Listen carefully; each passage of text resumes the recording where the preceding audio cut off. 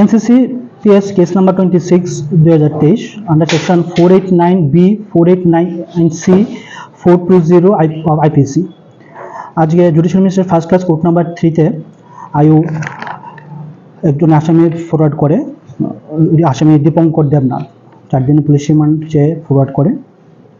ঘটনাটা হলো 4/3/2023 এ রাত 3টা নাগাদ 103টা 500 টাকার ফেক কারেন্সি एक्सिस ব্যাংকের মেশিনে ওই আপনার যে ব্যাংকের যে एक्सिस ব্যাংকের যে কিওস্ক মেশিনগুলো থাকে ওইটাতে একটা Jagannath feed and chicks centre নামে একটা অ্যাকাউন্ট ছিল एक्सिस ব্যাংকের, যে অ্যাকাউন্টের অ্যাকাউন্ট নাম্বারে কিছু টাকাগুলি জমা করে। পরবর্তী সময়ে 9 মার্চ 2023 এ যখন एक्सिस ব্যাংকের যারা এটিএম এর দায়িত্বে আছে যখন তারা যায় তখন গিয়ে দেখে কুঞ্জবন ব্রাঞ্চের যে এটিএম ব্রাঞ্চটাতে তখন গিয়ে দেখে 103টা ফেক কারেন্সি যেটা রিজেক্ট কাউন্টারে পড়ে রয়েছে এবং তারা এটা কালেক্ট করে এবং ব্যাংকে জানায়। পরবর্তী সময়ে ব্যাংক 14/3/23 এ এফআইআর লঞ্চ করে।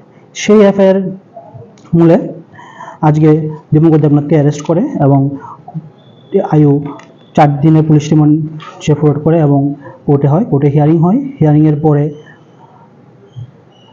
কোর্ট একদিনের পুলিশ রিমান্ড অ্যালাউ করে এবং তাকে একদিনের জন্য পুলিশ রিমান্ডে পাঠানো হয়। অ্যাকচুয়ালি যে এটিএমটা থেকে এটা করেছিল এটা Axis bank ATM Kunjaban branch, আর যে অ্যাকাউন্টে টাকাটা ফালানো হয়েছিল সেই অ্যাকাউন্টটা হচ্ছে ধনপুর ব্রাঞ্চ एक्सिस ব্যাংকের। যে অ্যাকাউন্ট হোল্ডার ছিল দীপঙ্কর দেবনাথ যে আছে ওনার যে অ্যাকাউন্টটা হোল্ড করছিল ধনপুর ব্রাঞ্চের, কিন্তু উনি এখানে কুঞ্জবন ব্রাঞ্চের মেশিনে টাকাটা ডিপোজিট করে। মামলাটা কোন ব্রাঞ্চ থেকে করা হয়েছে? एक्सिस ব্যাংকের কুঞ্জবন ব্রাঞ্চের থেকে করা হয়েছে।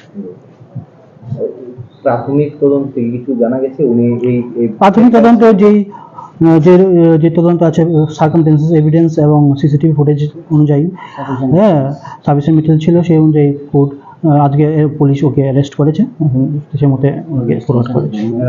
উনি দীপঙ্কর বাবু এই ফেক কারেন্সি কোথা থেকে এনেছে এগুলি জানার জন্য ওকে একদিনের পুলিশ কাস্টডিতে রাখা হয়েছে, অর্ডার দিয়েছে কোর্ট।